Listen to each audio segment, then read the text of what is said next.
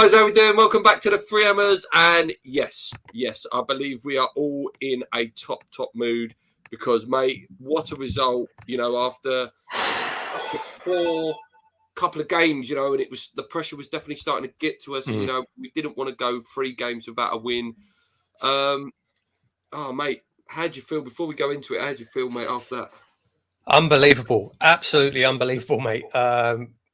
Crazy. Never expected it. I say I never expected it. I did have a cheeky bet on before the game, West Ham both teams to score, which came in, which was nice, but never really expected anything. Do you know what I mean? Wow, what? Like, I think second half we were fantastic. We were and I sort of delayed this because I wanted to watch the interviews after the game, and they interviewed Moyes and he said the same thing. Like, you know, the first half wasn't great. I think it's fair to say that. But second half, what a performance. You know, completely different team. And I don't know if we deserved the win, but we at least deserved the draw. And, you know, fantastic result. What a result. Oh, mate, yeah. A couple of people in the chat. Happy days, lads. So happy. Let's go through the lineups then, guys. Mate. So West Ham, this is how we lined up, going across the bottom there. Fabianski in goal, Zuma, Dawson. Diop went to 5 at the back. When it first came out, mate, how did you feel? I was a bit like, we're going to sit back in this one and it's not going to go to plan. Yeah, a little bit worried. I understand why, you know, it looked like he wanted to match them up, similar formation. And again, they sort of said it on the telly about, you know, trying to pin back their wing backs.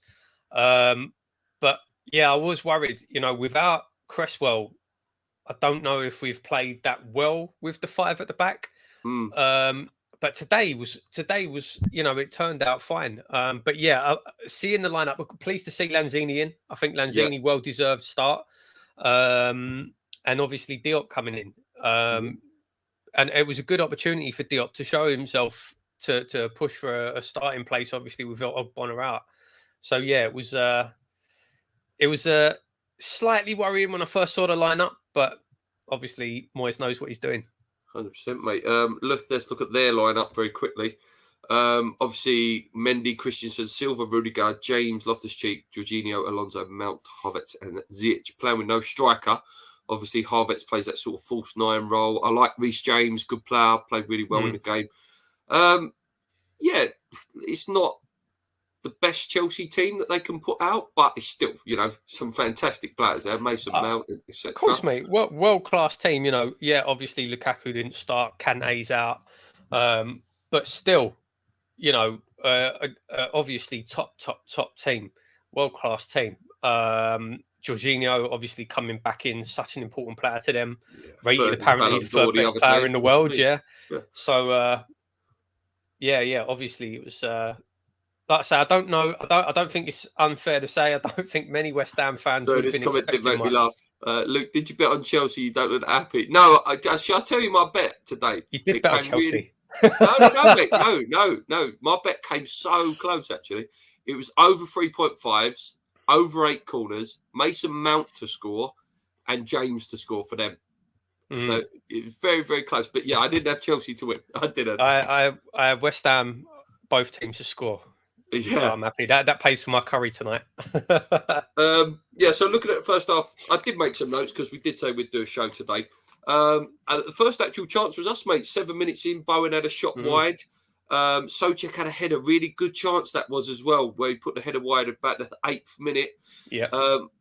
Then they sort of started getting on a bit. James had a shot from outside the box. Matt delivered the ball and Havertz just put it wide. So there were some really good chances early on for both teams. It was a good game, mate. You know, it was a good game. It was a good, like, I'm sure for us watching. I'm sure for the Chelsea fans, not going to be happy they lost. For the neutrals, it was a really good game to watch. You know, like I say, a bit worried about playing the 5 at the back, but we weren't sitting back really. We weren't, you know, defensive. I think we played really well. You know, we were trying to press. I think what it is, mate, it's just. What's frustrating me, again, it was better in the second half. It's just that panicking on the ball. It's just like very Pellegrini-like, like we get the ball and it's like, oh God, quick. Yes, we've got to counter-attack quick because that's how we're going to hurt them. But it's just calm it down. No, you're right. There was a bit of that. And like I say, definitely better in the second half. I think maybe in the first half, players trying to get used to their positions. I remember very early on, Chelsea were attacking down the left, and Soufal obviously was supposed to be playing right wing back, but he started tucking inside, and he was nearly standing on top of Zuma or Dawson. I can't remember who it was. I think it was Dawson. He was nearly standing on top of him because he weren't sure where he was supposed to be, and then he ended up pulling out. So I think there was a little bit of getting used to the formation in the first half as well. But no, like you said, and I definitely think Lanzini did help with that, like you say, a bit of composure on the ball. He's so good under pressure on the ball. I think, you know what my thing is with Lanzini? It's a shame that he wasn't playing with the Fornals and the Ben Ramas. So I can't take much away from him. He's got Bowen there. He's playing a different formation. Like if you played in with Fornals and Ben Rama, you might get a better formation, or Bowen even, because Bowen was man of the match by a mile. Jared Bowen today. I think you saw a little bit towards the end of the game when Ben Rama came on. Sorry, not when Fornals came on. There was a couple of little interchanges between Fornals and Lanzini. I think. Do you think he did enough to keep his place? Well, he scored. He scored a goal. Yeah, penalty, obviously, but he scored. I just wanted to know your opinion. Yeah, for me, I've been calling for him to start the last few games. Yeah, I admit a few weeks, early doors, it was like, oh, maybe I can't see him getting back in, but he's done enough. He scored an absolute worldie against Man City. We haven't spoke since then. He looked good when he came on the other day. Was it against Wolves as well and Brighton? He's done enough in a few games, and at the end of the day, the players that were playing haven't done enough. Like Ben Rama for me has gone off a little bit, and I wouldn't slate Fornals, but again, he's slightly gone off. But yeah, 28th minute, mate. See it last season. More or less exactly the same goal as he scored last season at Stamford Bridge. Thiago Silva, the legend of a centre back. Poor, really, wasn't it? Poor defended. Yeah, not good great. Goal, Antonio kind of let him go. Antonio was really bad first half. Really bad first half. Sorry if I to him at all. No, mate, slated for that, but I thought he was awful, mate. Antonio. Yeah, he wasn't good last game. He was really bad first half. Just shows again. I don't know whether it's tiredness or what it is, but it just shows again the need for someone to give him a rest or to push him a little bit. So yeah, he can't, like I say, he kind of let Silva just run on him. He just sort of stood there, watched him go, and I think he knew after the goal went in as well. But yeah, poor goal to concede. We're so good from set pieces. We're so good from defending set pieces, especially when you've got Dawson, Zuma, Diop all in the box. You don't really expect to be conceding goals like that. Not the best start, but we responded. We did, mate. Won a penalty. Bowen burst into the box. It was Jorginho back pass, wasn't it? Mendy messed up in his feet. 100% a penalty. And then, up steps Lanzini and he puts it in, mate. What was your take on it, mate? Yeah, Bowen did well. Bowen did really well. That's what you've got to do to teams that like to do that. You have a troll. To teams that want to play out from the back, to teams that, the goalkeepers think they're, a bit fancy on the ball. You've got to do that. You've got to get into them. You've got to pressure them, because at the end of the day, they're still goalkeepers. They're not used to it. And Bowen did really well, put him under pressure, got his body in between the keeper and the ball. Went down. Penalty all day long, no doubt about it.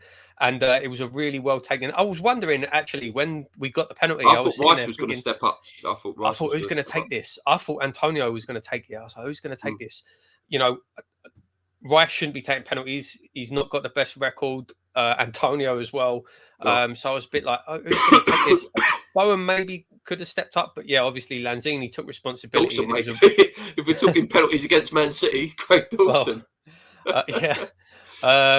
Lanzini stepped up, and it was a great penalty. Really, really good penalty. Nice to see him give a little bit to Reece James as well afterwards. Oh, good, yeah. Then obviously, mate, stroke of half time. Probably their best player on the day, Mason Mount, scored. Lovely goal from his part, but so much wrong from our part, mate. Take us through it, mate. Take us through that goal. Like you say, mate, just so much wrong from our part. We were just before that. We had control of the ball. We were pinging it around well. We were up the pitch. It looked like we were just moving the ball around, trying to find an opening. Didn't look under any pressure, really, not under any real danger. And then so uncharacteristic of Rice. Rice played a sloppy pass, gave it away. All of a sudden, the counter's on.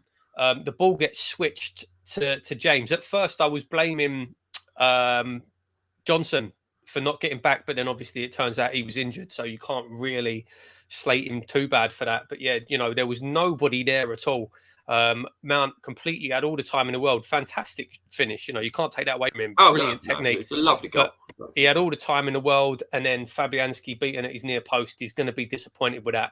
Shouldn't have happened. It's a goal that really we shouldn't have conceded. Like I say, Rice giving it away, so unlike him. Johnson unlucky, he's injured, he can't get back to cover, and then Fabianski beat at the near post. So yeah, it was a good goal. But it's a goal that really shouldn't have happened, in my opinion. Yeah, I know, I agree with it. And, at that point in the game, at half time, how was you feeling, mate? I was like, I can't see a way back. The way we was playing, we weren't playing good. Obviously, Lukaku come on as well, didn't he? Stroke of half time. Yeah, exactly. You got Lukaku coming on for them. Arthur coming on for us. Turned out to be amazing. But at the time, I'm sure everyone was a little bit worried. Zuma had gone down just before half time. Obviously, he carried on, but ended up having to come off. So yeah, it was worrying. I don't know. Half time, I was a bit. I wasn't even really. I didn't think they was magnificent at all. No. I didn't think they was like killing us. I didn't think they're going to murder us here. I just thought. I mean, like I say, before they scored that second goal, we were on top. We had control of the ball. We were passing it around, and it was just a mistake. And I think there was a lot. Well, all three really of those first three goals. Maybe not. You can't say they're corner, I suppose, but our goal and their second goal were down to mistakes. Really. It was a little bit sloppy from both teams, but no, I weren't. I'll be honest, I weren't too disheartened when Lukaku comes on. Then you're thinking, oh well, game over. He's going to score his mandatory goal against West Ham, but we were still in it. And like you say, we came out second half a completely different team. 100%, mate. Obviously there was bad news, mate. You touched on it there. Injuries to Ben Johnson and Zuma. Zuma one looked really bad. So going forward, mate, what are you going to do? Like, it depends. Oggie's injury has really hurt us anyway. Yeah, and to have Zuma as well, it's even more. I think it depends on what the injury is. It looked like he wanted to carry on. It looked like he wanted to come back on the pitch, but then you can't really take nothing from that because obviously Ogbonna did carry on, and now he's out potentially for the rest of the season. So I don't know. We'll have to wait and see what the injury is. Let's hope it's not too bad because if it is, like I say, I think Diop did really well when he came in today. Dawson as well. I think Dawson played well. I did see. I sent you a message. The stats at the end of the game they showed up. Yeah. Diop had 94% pass accuracy. I know he gets slated a lot for giving the ball away, but 94% highest on the pitch. No, I did. I thought he was good today, mate. Highest on the pitch. So I thought when Lukaku come on, he was putting it on him. He was, getting stuck into him, and that's how you got to play against people like that. If we're going to be with Dawson and Diop for the next couple of games, it's not the toughest games maybe to be having them two. But yeah, obviously we need January to come desperately. Well, yeah, on Thursday night, Thursday night is Zagreb. You got to play the two young boys now, haven't you? You have to go at least Alessi and Baptiste probably for that game. It doesn't matter. We could lose it 30-0. It doesn't matter. It's just give them a go and see if anyone can, Mate, we'll probably get kicked out of the competition for playing a weakened team. That's the sort of thing that they would do to West Ham. 100%. And then our goal did come again, mate. 55th minute. Great time to score again. Only 10 minutes after half time. What a goal. What a goal. Honestly, lovely from Ian Bowen, man. Do you know what I mean? What a finish. Yeah, fantastic finish. And he needed that. He said himself after the game, he's been frustrated. He's been getting opportunities, not taking them. Well, he hits the goalkeeper a lot, doesn't he? You always say, mate. Oh, mate, constantly. Every pretty much every shot he takes, he hits the keeper. This one, he couldn't hit the keeper because there was a defender in the way, so he had to go around the defender. I think the problem is a goal like that he scored today. When he's not really thinking about it, he was just running instinctively, whacked it with his left foot.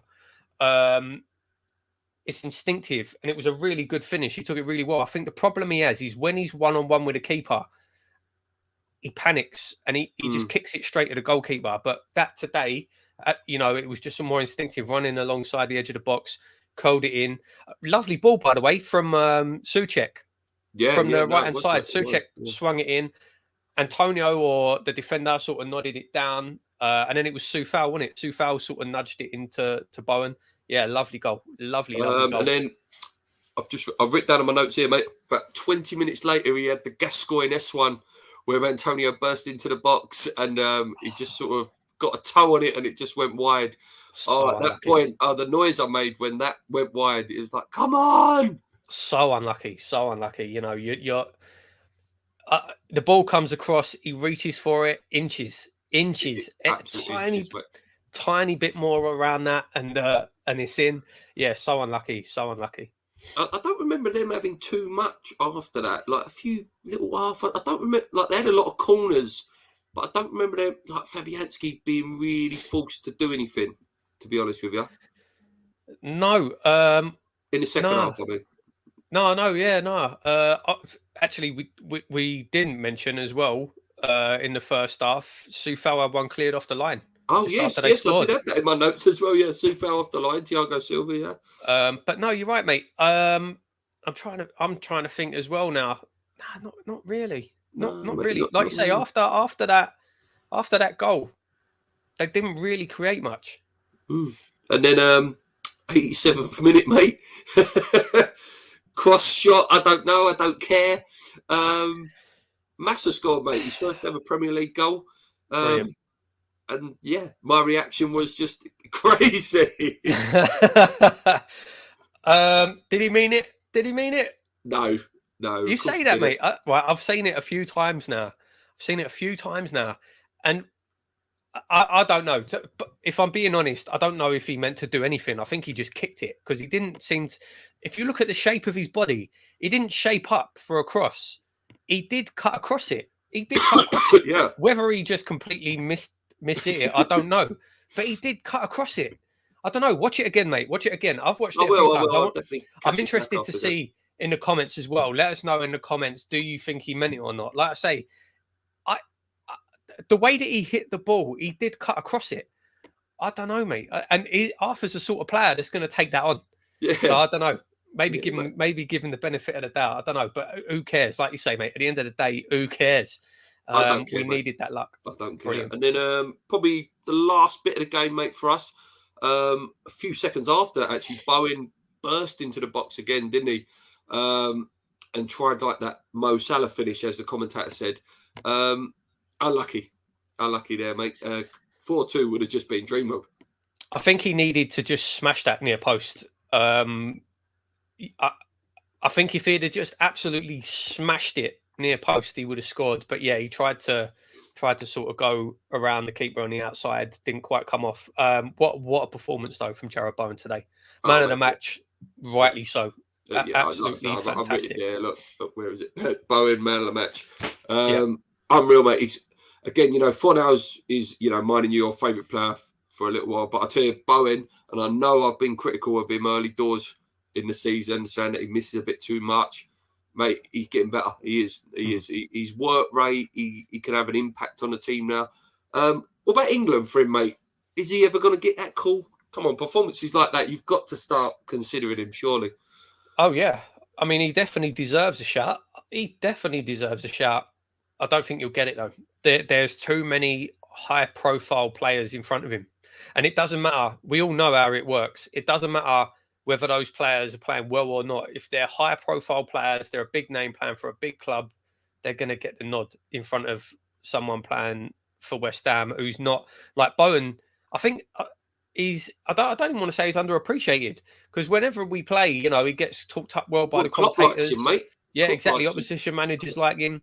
But that kind of workhorse player, I think if he started adding more goals to his game, different story. It reminds me of Bellamy, mate. He really reminds me of Craig Bellamy. He's really doggy, hard-working, good player, top player. This looks pretty reading, mate, today.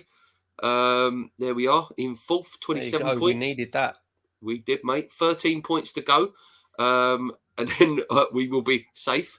But how good does that look, mate? Obviously, we stay in the top 4, whatever happens today now, again. Yeah, such a big thing. Such a big thing. That's mad as well, looking at it. They did say in the commentary as well, the top 4, the only 4 teams in the league with a positive goal difference. Yeah. That's mental. It is, mate. You can see, though, big teams, Man United, Tottenham, Arsenal, Leicester. Yeah. It's crazy, mate. But when you see, I mean, you look at the goal difference for those top 3. Oh, I mean, it's ridiculous. Realistically, you know, there's a big gap between those 3 and the rest. But then we beat Liverpool, we beat Chelsea, you know, we beat City in the cup. So, you know, we are a match for anybody. We are a match for anybody. And yeah, it was after, you know, a disappointing couple of games, not really getting the results we would have liked. Huge, just to keep us. I think if we lost today, I don't think anyone would have been surprised. But then you're on that, you know, 4 games without a win. Especially now, with injuries as well. Especially with the Zuma injury, Cresswell. Hopefully Cresswell will be back for the Burnley game. So looking ahead at these fixtures, mate. Obviously Burnley, a team that's down there next Sunday. That Arsenal game's huge now. On Wednesday the 15th. And then Norwich, mate. And then after that, obviously, the game I'm looking forward to the most between this side of Christmas is Tottenham. Then you got Southampton, and you got Watford. You know, favourable fixtures, mate. I would say. What about you? Definitely, absolutely, yeah. Like you say, you've got Arsenal's going to be a huge game, tough game. But if we win that game, mate, we could have a 9-point gap.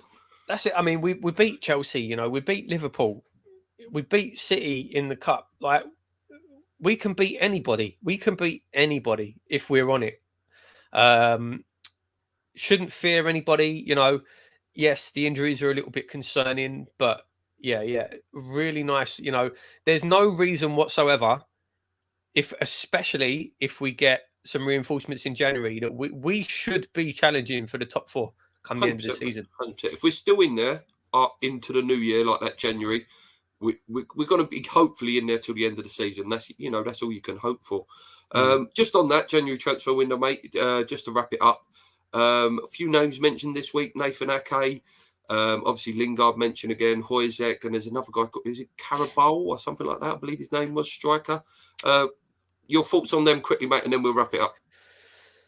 Ake, I think, would be a fantastic signing. Absolutely fantastic signing. I don't think we will buy him outright. It will cost too much money. If we can get him on a loan, and I don't see why City wouldn't. I don't think City are going to see us as a threat. We're not title challengers, but if they can give us a player to pick up points against the likes of your Arsenals, you know, your Leicesters, your Man Uniteds, that sort of teams, it's going to do them a favour. I've seen a lot of people slagging him off. I don't get it. Mate, on Twitter, it's very mixed, mate. It's saying, he's finished. He's the worst player at Man City. He's still young. He's a 26, left-sided. 26 years, yeah. Yeah, he's a left-sided centre-back. You know, I think he would be a fantastic. I think if we have him on loan, like you say, mate, try before you buy a deal. I love Ogbonna, absolutely love him. But what sort of Oggy is going to come back after this? And he's going to be like 34 then as well. If we can solve this problem, it's back to solving problems before they become a problem. Yeah, I'm all over it, mate. I'm all over the Ake deal. I really am. As far as the attackers, that I can't pronounce his name. Hoyzek, yeah. Adam Hoyzek, yeah. To me, I think we'll definitely sign him, just because of the links we've got now.